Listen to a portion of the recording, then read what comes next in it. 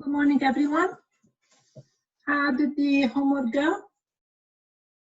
Any questions from the homework? Please put them on chat.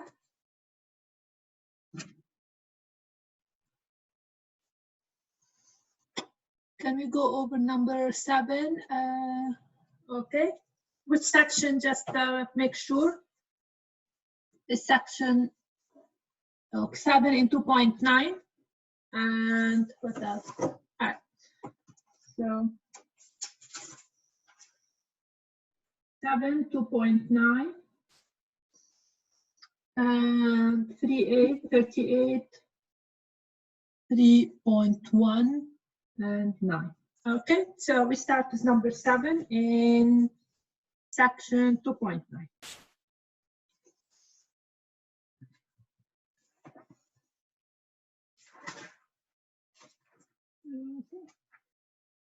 Okay, number 7. So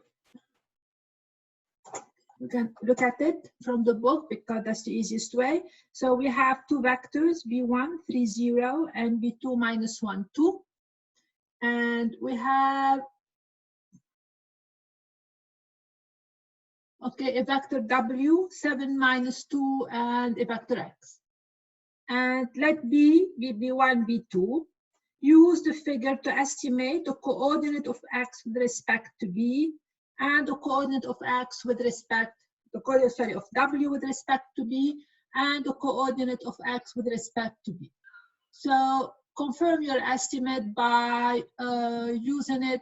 Okay, so the idea is the vector b1, this is my vector b1, and b2, those form a basis for R2. It means I can write any vector in R2 as their linear combination. Now I have the vector W, 7, minus 2. So that's my vector W. And they want me to write it as find the coordinate of W. Finding the coordinate of W, I hate to write on my book. So find the coordinate of W with respect to B. What does it mean? It means find the weight. Find the weight. C1 and C2. So find C1 and C2 such that W is C1B1 plus C2B2. In other words, if you want to use B1 and B2 to reach W, you have to find how much weight you have to put on B1, how much weight you have to put on B2 to be able to reach W. And they want us to do that in this particular case using the picture. So now I go back to my picture, and this is my vector W. Okay, and I'm going to ask myself, how can I reach W by following B1 and B2? So how much weight I have to put on B1 and B2 to be able to go to W? So if I follow the picture, okay, this is W, how can I reach it? I'm gonna go 1 unit, 2 unit in the direction of B1, and then I need to go down a unit in the opposite direction of B2. So my vector W, according at least to the picture, so my vector W seemed to be how much in the direction of B1 I need to go? I need to go 2 units in the direction of B1. So it seems to be, I'm gonna write this as 2B1. And how much in direction B2? I need to go in the opposite direction of B2. I need to go 1 unit, minus B2. Now the weight or the coordinate of W with respect to the basis B are actually the weight. So it's 2 and minus 1. And they have to be put in the proper order of the basis. The basis seems to tell us B1 first and B2 first. It means I should put the weight that I have to put on B1 first and the weight I have to put on B2 the second. Okay, so that's how we find W. X is verbatim the same. So we can again go and like this is my X from here to here. And I ask myself, okay, how much I should go in the direction of B1 and B2 to reach X. So if I follow a little bit, I want to go a little bit in B1 and something like this in B2. And now I'm going to reach X. So x seems to be equal, according to the picture, to B1 plus B2. Okay, so 2 units and 1 unit. So am I right? Seems so. It means the weight now are going to be 2 and 1. Okay. Whoever asks, David, is it making any sense? Is it making sense for everyone? Now, algebraically, it's easy. Algebraically, if the picture tells you what you are doing, algebraically, you just have to set up the system. So if I want to find the coordinate of W, I have to set up the system B1, B2, W, and find the weight. But it's important to know what we're doing geometrically. Geometrically, we're asking ourselves, okay, I forget about the XY axis. B1 and B2 are my new coordinate system. And I'm going to express everything in terms of B1 and B2. So that's my new coordinate system. All right, so now other questions you guys asked. 3.1, I have number 9 and number 38. Okay, very good. So we're going to look at number 9.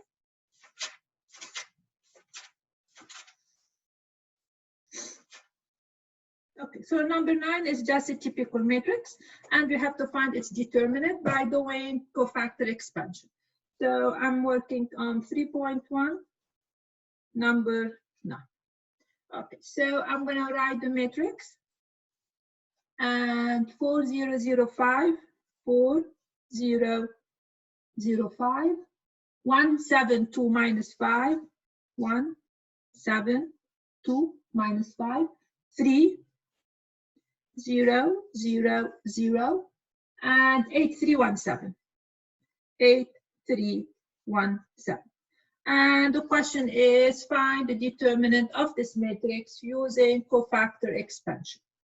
And as we said last time, usually we use cofactor expansion because it gives me the opportunity to use the row or the column that have the most zeros. So we will do less operation as usual. So in this particular problem, of course, which column you're gonna, or which row we're gonna use? Very quickly. How are you gonna do it? Cofactor? The third row. The third row, absolutely so, because it has more zeros than any other row. So how do we proceed that? Okay, first I start by putting my checkerboard sign. Plus, minus, plus, minus, plus, minus. Okay, and then how it works. The plus tells me that the cofactor at this stage, which is 331, is plus the determinant of A31. It tells me whether this plus that I put here, whether the C31 is plus or the minus. So in this case, that's plus the determinant. So this determinant is going to be 3 times the determinant of the matrix obtained by removing the column and the row that 3 is in. So basically that. So this is going to leave me with 0, 7, 3, 0, 2, 1, 5, minus 5, and 7. Okay? Now the rest is 0. Minus 0 times something plus 0. That's why we picked that.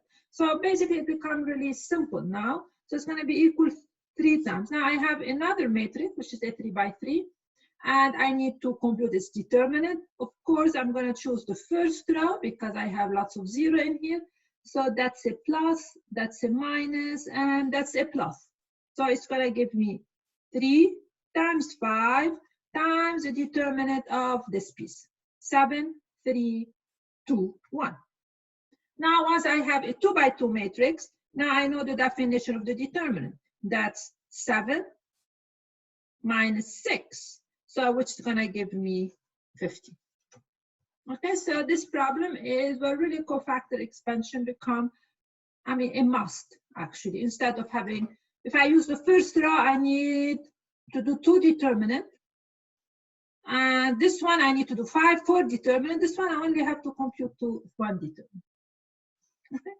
Now I look at your last question, which is 3.1, number 38. Okay, so let's look at that. 38. Okay, so we have the following matrix. It's A, B, C, and D. Okay, and that can be a scalar. Find a formula that relates the determinant of Ka. So we're gonna find a formula that relates the determinant of Ka to basically the determinant of A. Now first let us see what does Ka mean. K is a scalar, A is a matrix. Yeah, piece So it together. K times A multiplying a matrix by a scalar means multiplying every entry by a scalar. So it's going to be K times A, K times B, K times C, and K times D. So now I'm not multiplying one row by K. K times A, it means every single entry multiplied by K. So now let us compute the determinant of this new matrix. So what's the determinant of K times A? You posted so I can get a piece together. Okay, so determinant of Ka, Kb, Kc, and Kd. So now let us compute that. That's a 2 by 2, fairly simple scenario. It's Ka Oh, okay. times. You piece them together and sometimes it's not. Please mute yourself. Minus K C times Kb. Okay, so this is gonna give me K square AD Feeling well. minus K square CB. Of course, I'm gonna factor out the K square, and this will leave me with AD minus BC. So when I multiply every entry by K, the determinant of my new matrix K times A is K squared. Now, of course, AD minus BC is determinant of the original matrix A.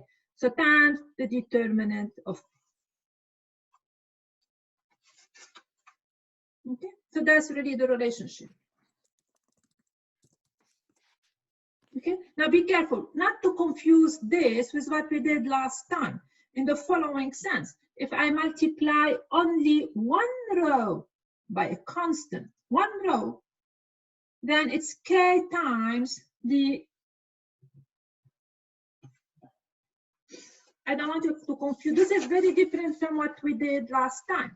Last time we said if I multiply only one row, not two, by a constant, one row, then the determinant of this new matrix, I can pull up the K. Now the question is not this. Now the question is you're multiplying the whole matrix by the constant. So now I'm multiplying every entry by a constant. When I multiply every entry, what's going to happen here? You're going to get K squared times the determinant of A. An idea that I will come back to it today when we're going to talk about the algebraic property of the determinant. Very good. Any other question before we move forward? Very well. So today we're going to keep going, and we will talk more about determinant and basically finalize determinant today. So last time we talked about the effect of the elementary row operation on the determinant, and we have the three elementary row operation: switching, a switch, the determinant is multiplied by a minus.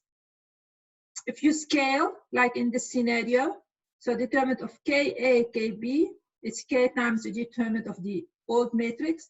And as I always said, the most important one is the following.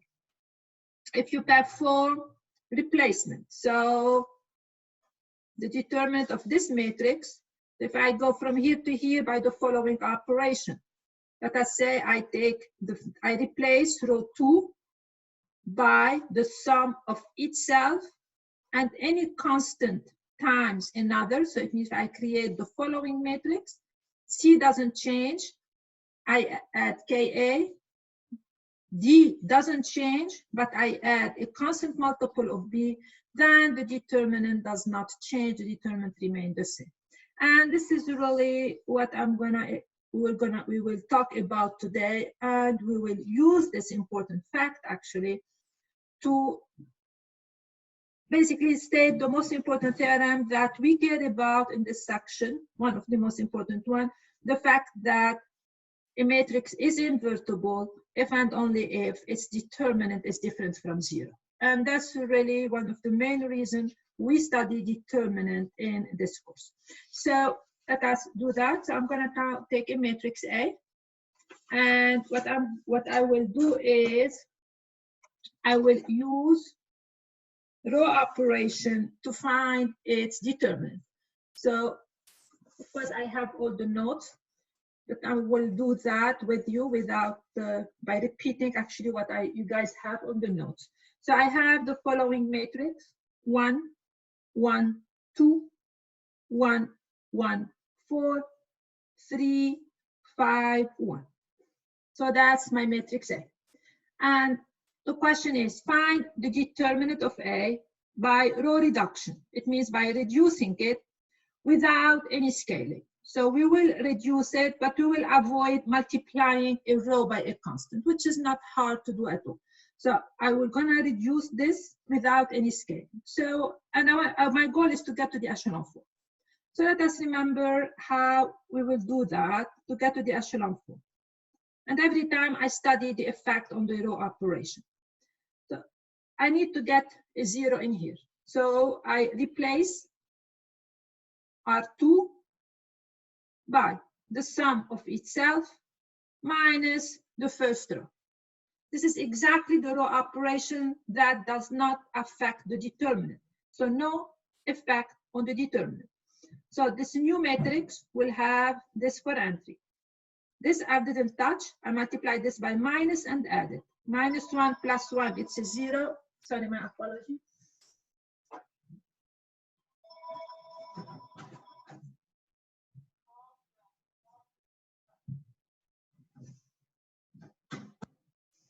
Okay. So this is going to be equal. -1 plus 1 is a 0. -2 plus 4, it's a 2. And this is a 3, 5, and 1. So no effect on the determinant because this operation does not affect the determinant. Now, as usual, since I'm heading toward my echelon form, this 3 has to be, now of course I could have done both steps at the same time, but I'm avoiding it to make it simpler. Now again, I will replace row 3 by the sum of itself minus 3 times row 1. No change in the determinant. 1, 1, 2, 0, 0, 2. -3 plus 3, it's a 0. -3 plus 5, it's a 2. And -6 plus 1, will give me a -5. My goal is to get to the echelon form. So what is the last step I have to do? Usually I need to create a leading. I cannot create a leading here, so I need to switch rows. Now switching row is basically it just does this to the matrix, multiplied by a negative. So this is gonna give me 1, 1, 2, 0, 2, -5, 0, 0, 2. So as you realize, I started with the matrix A. I performed the row operation on it. I avoided scaling because I don't want a scalar now. And the only thing that happened that the determinant of A is minus the determinant of this matrix. Is this an echelon form of the matrix? 1, 2, 2, definitely that's the echelon form. And what's the determinant of this new matrix? Quickly. What we call this matrix a name. Right, what did we call them? Do you remember? We call this a lower triangular matrix, and its determinant is nothing more than the product of the term along the diagonal. So the determinant of that is minus 4. As simple as that. Why the negative on the outside? Because I switched rows. When you switch rows, the determinant is multiplied by a negative. So to be able to, I had 0, 0, 2, 0, 2, minus 5. To get to the echelon form, I have to switch rows. The effect is the determinant is multiplied by n. So that's the only thing that's the only place where the determinant, there is some effect on the determinant because I avoided scaling in my scenario. That's gonna give me minus 4. It means it's minus the product of terms along diagonal. That's really what it happened to be. So actually, your calculator and most computer algebra system that you guys know MATLAB, because that's the one you work with, engineering, the way they compute determinant is actually by doing exactly what we're doing, by row reducing the matrix. Because as far as computation is concerned, this is faster, especially when you have a huge matrix, this is faster than computing it by using the definition itself. So all the computer algebra system, they reduce by keeping track of the effect of the row operation to compute it, because that's really the fastest way. In our class, it doesn't matter because we don't take huge matrices. We work with 3 by 3. We let the machine do the heavy stuff. But so now we compute by doing this. But now there is an important idea here. An important idea. So if you have any matrix A, its determinant, according to what I did today, is going to be equal to plus or minus the determinant of its echelon form. As long as U, so U here, is an echelon form of A obtained without scaling. No scaling. So the determinant of A, if A is any matrix, and U is the echelon form of A that I got from A without scaling, then the determinant of A is plus or minus the determinant of U. So let me write this, and the idea is what I did right here. That's exactly by row reducing, the determinant of this is the determinant of the echelon form with a plus or minus. So let me rewrite this one more time. It means that the determinant of the matrix A, again, that's the U, is the echelon form, is plus or minus the determinant of U. It means it's plus or minus. The U is a lower triangular matrix, so its determinant is the product of the terms along the diagonal of U.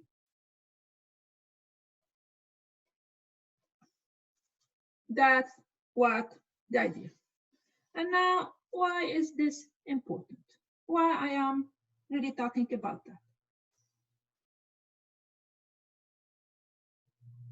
So let me ask you the following question. Suppose A is invertible. Suppose A is an invertible matrix. What can we say about the term of the matrix, of the echelon form of the matrix along the diagonal? So assuming matrix A is invertible, and you find this echelon form, what can we say about the term along the diagonal? They're all non-zero. They're absolutely non-zero. So if a matrix is invertible, none of those is zero. Because if one of them is zero, that's defy invertibility. I cannot get to the identity from there. That the system AX equal to 0 will have infinitely many solutions. So if a matrix is invertible, none of those terms is 0. It means the determinant of A is different from 0. So if a matrix is invertible, the determinant has to be different from 0. And vice versa. If you take a matrix and the determinant is different from 0. So if I take a matrix and the determinant, I don't know whether it's invertible or not.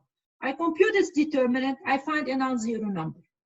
It means the determinant of the echelon form is non-zero because of this equality. But if the determinant of the echelon form is non-zero, it means none of those terms is 0. It means every term along the diagonal is non-zero. It means my matrix has to have 3 pivots. So this matrix originally will be invertible because I can get to the identity from there. So the first important idea for matrices, for determinant, which is crucial, that if A is a n by n matrix, then it is invertible if and only if the determinant of A is different from 0. And the reason is exactly what I say. The reason is that the determinant of A is plus or minus the product of the term along the diagonal of the echelon form, granting no scaling is being done.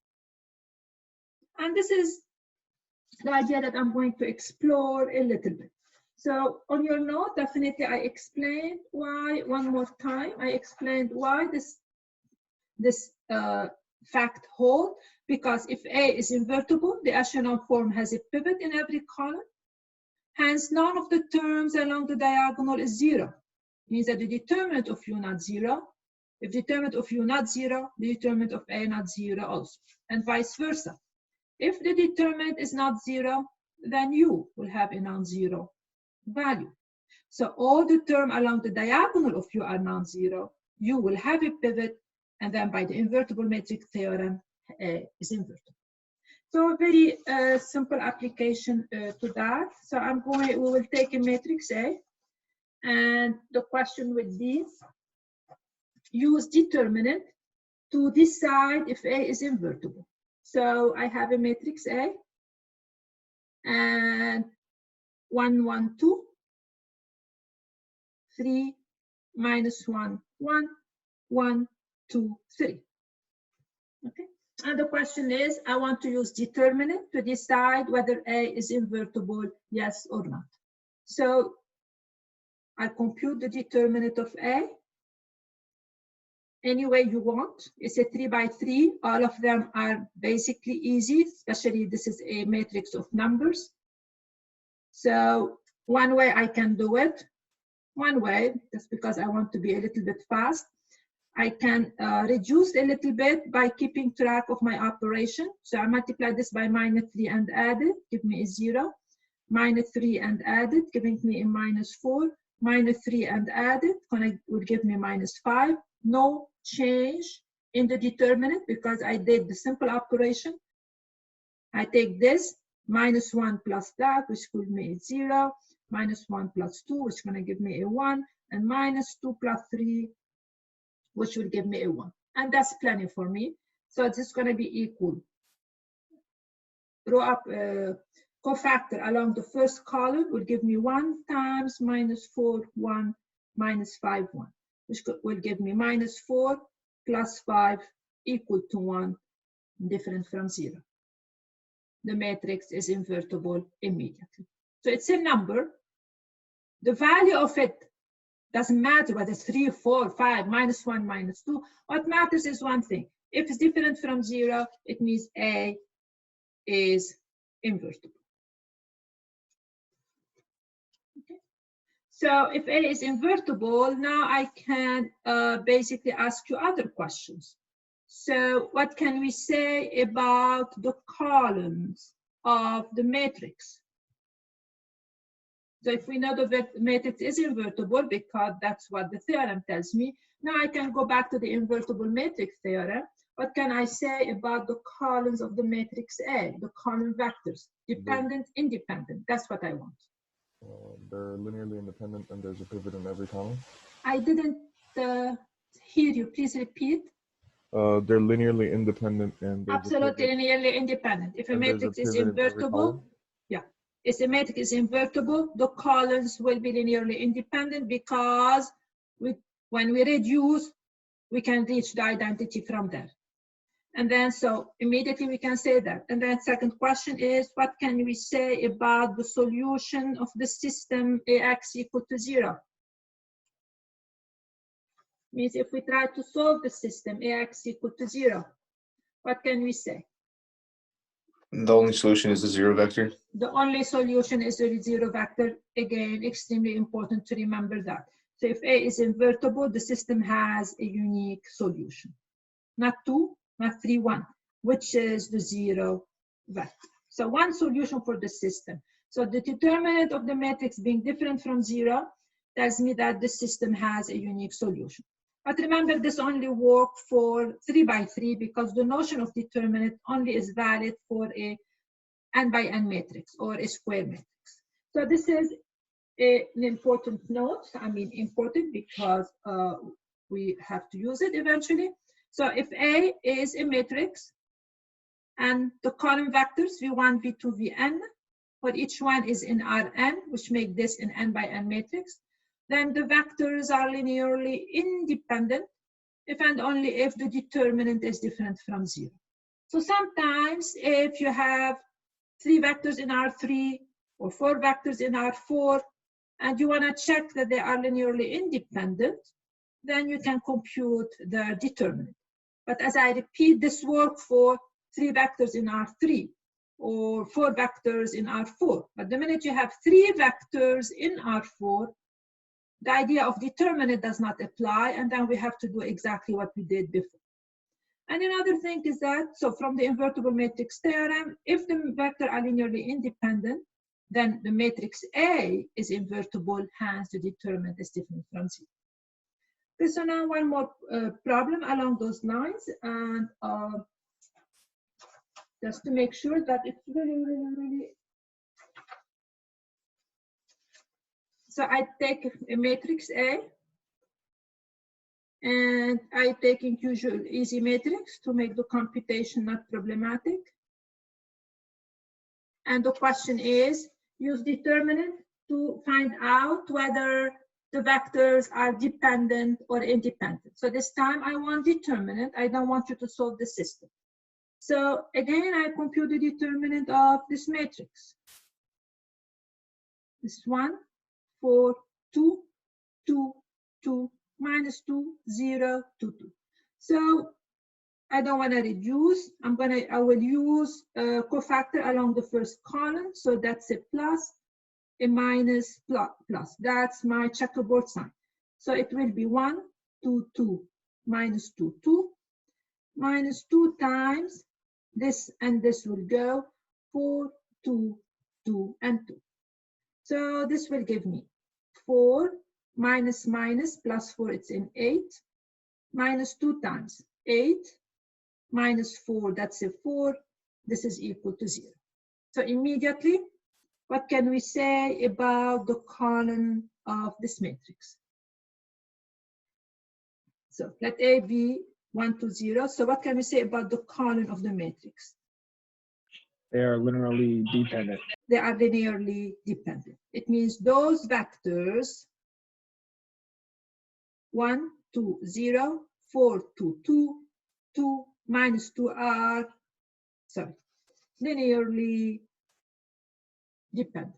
It means you can find a relationship between them. You can write one of them as a combination of the other, and so on and so forth. Now, what can we say about the system AX equal to 0? If I try to solve the system AX equal to 0, what can we say about it? Back to you. There are infinitely many solutions. There are infinitely many solutions. The system AX equal to 0 will have infinitely many solutions.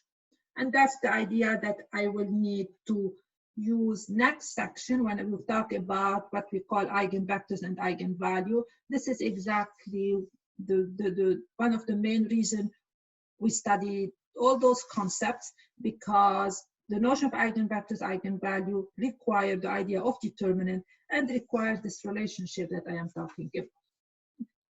So now the last thing we will do as far as determinant is concerned is the following. Determinant have algebraic properties, and we have to learn them. So what do I mean by the algebraic properties of determinant? So I will start stating them. The one that I can show you why they work, I will. Those I cannot show you how they work, we will accept it. So property of algebraic properties, which is simple. So first, not simple, but what's the determinant of the identity? Remember, identity is the matrix, which is 1 along the diagonal, 0 everywhere else. 1. So what's the what?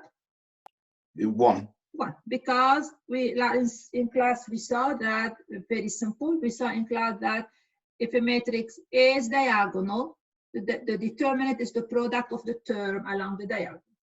2, and that's the one that we have to accept. If you take, so here we assume A and B are n by n matrices.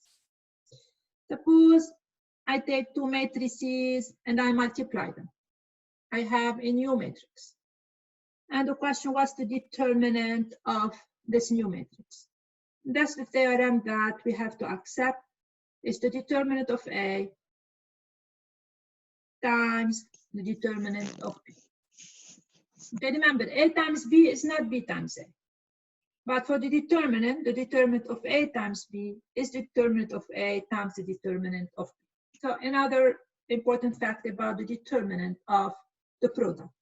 3 is something I really talked a little bit in one of your problems. Is the following. I take a matrix A and I multiply the matrix by a constant.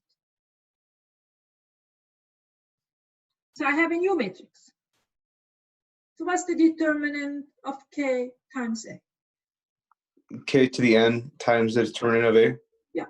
Remember, we're not multiplying a row this time.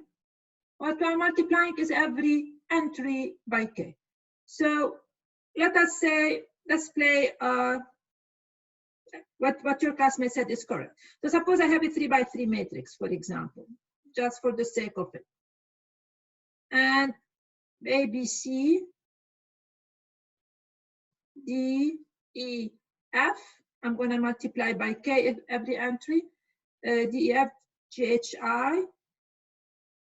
Multiply by K every entry. So, and if I follow what we did last time, so this is one way we can see it. Last time I said if one row is multiplied, we can put the constant. So this is going to be K times A, B, C, K, D, K, E, K, F, K, J, K, H, K, R. You see what I did? Only one K, because I focus on the first row. Now I focus on the second row. I'm going to have K squared times A, B, C, D, E, F, K, J, K, H, K, R. Now finally I concentrate on this one and I pull this constant out. It's going to give me K to the power 3 times the original matrix, D, E, F, G, H, R. So when I multiply the whole matrix by a constant, the determinant of K times A is K to the power, the size of the matrix, 3 by 3, 4 by 4, and so on, times the determinant of A. Now, more properties. Suppose matrix A is invertible. It means the determinant is different from 0. The matrix has an inverse. What's the relationship between the determinant of A inverse and the determinant of A? And what? So the matrix have an inverse. That's a whole new one. What's the relationship between their determinant? And why does this relationship hold?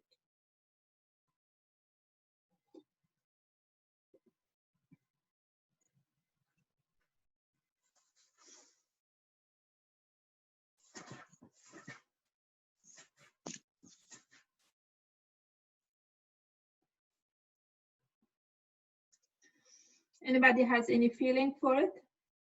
And why, of course?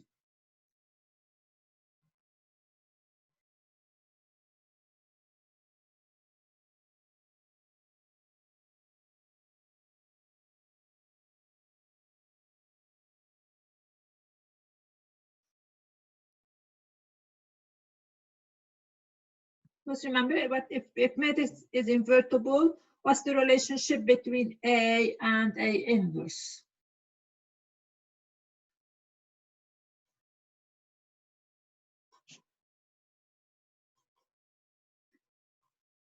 What do we know about that? Quickly. Is equal to the identity. That's the identity. Okay, that's they equal the identity, absolutely. Okay, how can I use this fact now to find the determinant of A inverse? Okay, so if this is the identity, it means the determinant of A times A inverse is 1, the number 1, because that's the determinant of the identity. But the first property I stated, which is I told you I will not prove it, is that the determinant of the product is determinant of A times the determinant of A inverse is equal to 1. And this tells me then, because this is a non-zero number, considering the matrix is invertible, 1 over the determinant of A. So A inverse and A are related by the following. The determinant of A inverse is 1 over the determinant of A. So those are the properties of the algebraic properties of the determinant. And the last property has to do with the transpose. Tells me that if you transpose a matrix, so the column becomes a row, because of the cofactor expansion, you actually do not change the value of the determinant. The determinant of A transpose is the same as the determinant of A. So let us summarize those, just put them in front of you. So the determinant of the identity is a 1. The determinant of the product is the product for the determinant. Multiplying a matrix by a constant, the effect on the determinant is c to the power n, and be crucial, this is the size of the matrix. Determinant of the transpose is the same as the determinant of the matrix, and if the matrix is invertible, then the determinant of A inverse is 1 over the determinant of A. So these are the algebraic property of the determinant that basically we should know. And now I gave you a very straightforward example just to use them. So I gave you 2 matrices, and I told you the determinant of A and determinant of B, and the question is find the determinant of those. Okay, what's the determinant of the product? That's a whole new matrix. Obviously, it's determinant of A times determinant of B. 3 times minus 4 is minus 12. What's the determinant of 2A? So whenever you have a constant, we have to be careful. We don't pull the constant. There is no linearity. You don't pull the constant. So determinant is not a linear operator. What do? It's 2 to the power, the size of the matrix, which is 5, times the determinant of A. Now, what's the determinant of minus A? I mean, you guys have the notes, but still, what's the determinant of minus A? So what is my constant C here? My constant C is minus 1. So this is going to be minus 1 to the power 5 times the determinant of A. So which will be minus 3. Be careful. If A were a 4 by 4 matrix, what will be the determinant of A? Sorry, of minus A. So if A was a 4 by 4, the determinant of minus A will not be minus the determinant of A. It will be plus. So we have to be careful how we apply it. And finally, the determinant of B inverse is 1 over the determinant of B, which is minus 1 over 4. The only part where the student tends to forget totally is those 2. Basically, they forget, even though I tell them several times, that if you have 2 times A, you don't pull the 2 out. You put 2 to the power 5. That's the part that is really shouldn't forget. Okay, so these are all the algebraic property of the determinant. And the last thing I will talk about for determinant, just to satisfy some students, is Cramer's rules. Even though we don't use it, I will mention it just because some students see it in other classes, and I will mention it just to tell you why we don't use it. So Cramer's rule, and what is it about? So Cramer's rule. Application to determinant. Cramer's rule deals with solving a system. So suppose I have to solve a following system. A, X equal to B. Okay, that's the system I want to solve. So it means I have a matrix A, and I have a vector X, and I need to solve the system AX equal to B. So the best way to solve the system is absolutely what we did so far, Asher and Ford. And A here has to be n by n, has to be n by n. So the Cramer's rule doesn't work for 3 by 2 system where we have infinitely so many solutions or anything. It only works if we have 3 by 3, 4 by 4, 5 by 5. And also it works when the determinant is different from 0. So it works only when we have invertibility. So so this is my A and this is my X equal to B. So how does Cramer's rule work? How does it give me the solution? So suppose A, these are its column, A1, A2, etc., AN. And this is in between a column, I'm gonna call it AG. I will introduce another matrix called AJB, which is the following. It's the same matrix as A, but the jth column, so A2, instead of the jth column, I put the vector B, etc., AN. So AJB is the matrix obtained from A by replacing the jth column by the vector B. Cramer's rule tells me the following, and I will take an example to find that. X1, it means the solution is given by, and that's the solution given by the following. X1 is the determinant of AJ of B over the determinant of the matrix A. Sorry, A1. And X2, the determinant of A2B over the determinant of A, etc. So in general, the Xj, it means the J solution is the determinant of AJ of B over the determinant of A. Okay, let us apply it to a 2 by 2 system, not more than that. So let me take the following system. So I'm just gonna come up with any numbers, I'm not thinking about it. Plus 2y equal to 4. And let me put minus 3x plus 5y equal, let us say, to 6. That's my system. Instead of using x1, x2, I use x and y. And I will solve this 2 by 2 system using Cramer's. So the step 1 is I want to rewrite this in matrix notation. Equal for 6. So this is x, this is y, and this is 1, minus 3, 2, and 5. So this is my matrix A, and this is my vector B, and my unknowns are x and y.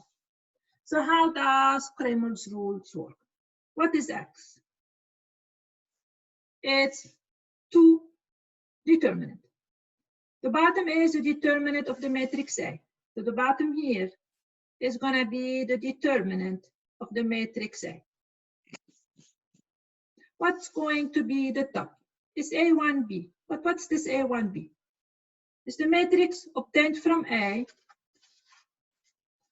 by replacing the first column by the vector B. So it means this is going to be the following. The first column here will be replaced by 4, 6. The second column remain the same. So it's the ratio of those two determinants, which will give me, now we just have to compute. That's it, 20. 20 minus 12, that's in 8. 5 plus 6, 11. That's my X. Now what is the Y? The bottom is the determinant of A. Nothing changed. What is the top? Did you guys see the pattern? For the second, X2 basically, we replaced the second column by the vector B, and we leave the first one there. So it's going to be 1 minus 3. Instead of 2, 5, I will have 4, 6. And if we compute this, we will get the denominator is always 11. The numerator is different. It will be 6 minus a plus 12. 6 plus 12, which will give me 18. So the solution of the system would be X equal 8 over 11. And Y will be 18 over 11. And that's how Cramer's rule is applied. Now, now I will go back to you. Is it an easy rule to apply? Yes or no? And what are the pitfalls? For a 2x2 system, we have a lot of choices. They are the easiest possible choices. You want to use Cramer's rule, you're welcome. You want to use a row echelon form, you're welcome, because that's the way to go. You want to use what you've learned, I don't know, when in high school, substitute. 2x2 systems are easy to solve. But my question to you, what are the pitfalls of this rule and why we don't use it? And I do not emphasize it.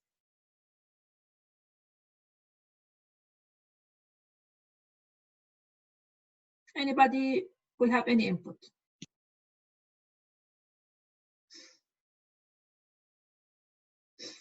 Okay, let me help you out. Suppose we have a 3x3 system. It gets tedious the bigger the matrix. How tedious it will become. Let us say we have a 3x3 system. 3x3. Using Cramer's rule.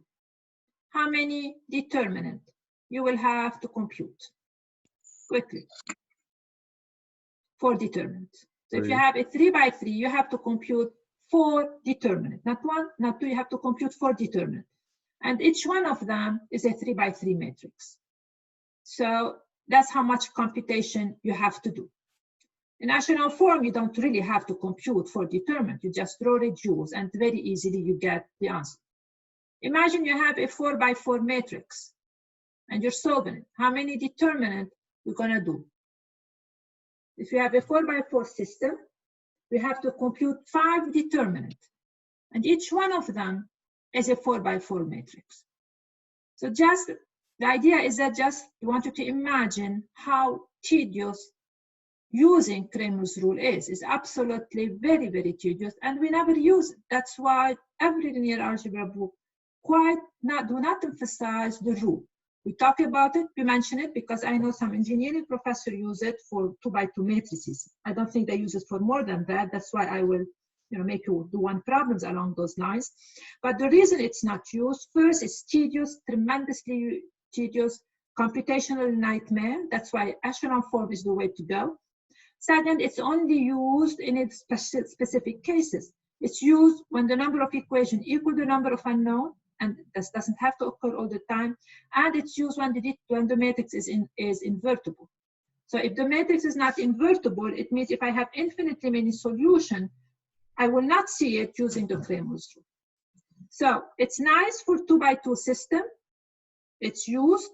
Otherwise, forget about it. this Kramer's rule is not used at all. Okay, so that's why we do not really work with it. We just mention it and we move on. So that's the question of the Kramer's rule. The other application of determinants that are important, especially, is I will just mention them just out of curiosity, just so you guys know them. They are also used to compute volume of specific kind of object.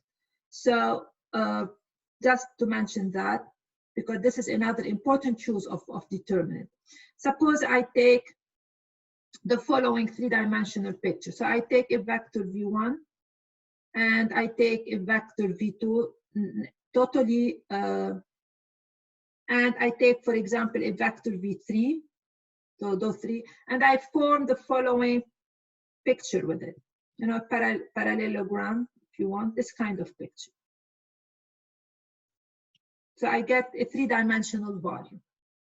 All right, so let me consider this cube, if you want, or consider this geometrical figure, which obtain this way, the basic idea, v1, v2, v3, those are the bases, and I take this geometrical figure.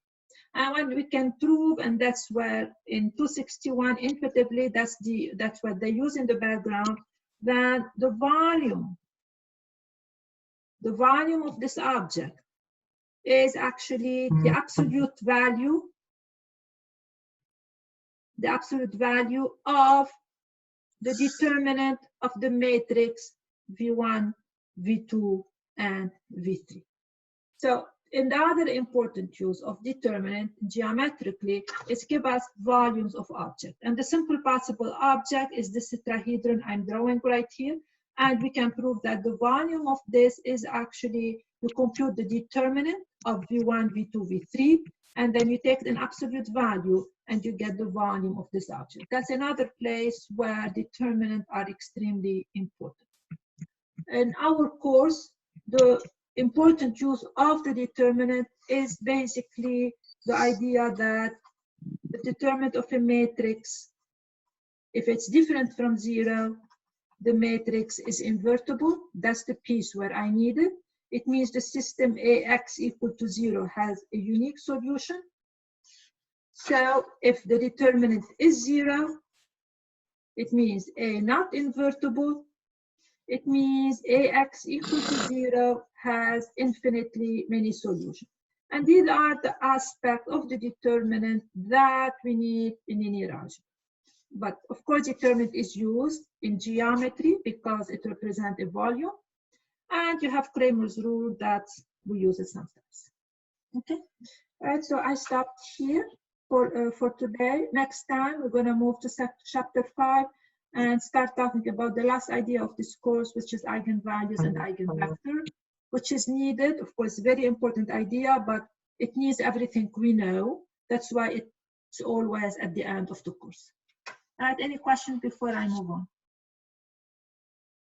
Okay, your quiz is on Blackboard. It's easy, it shouldn't take you much time. Please make sure you can upload it on Blackboard. I gave you enough time till till 11:10, I guess. So you will have enough time to do it. Please upload it on Blackboard. All right, any question before I let you go? All right, please get started. I will stay with you a little bit in case you have any questions, and then I will leave for my other class. Good luck.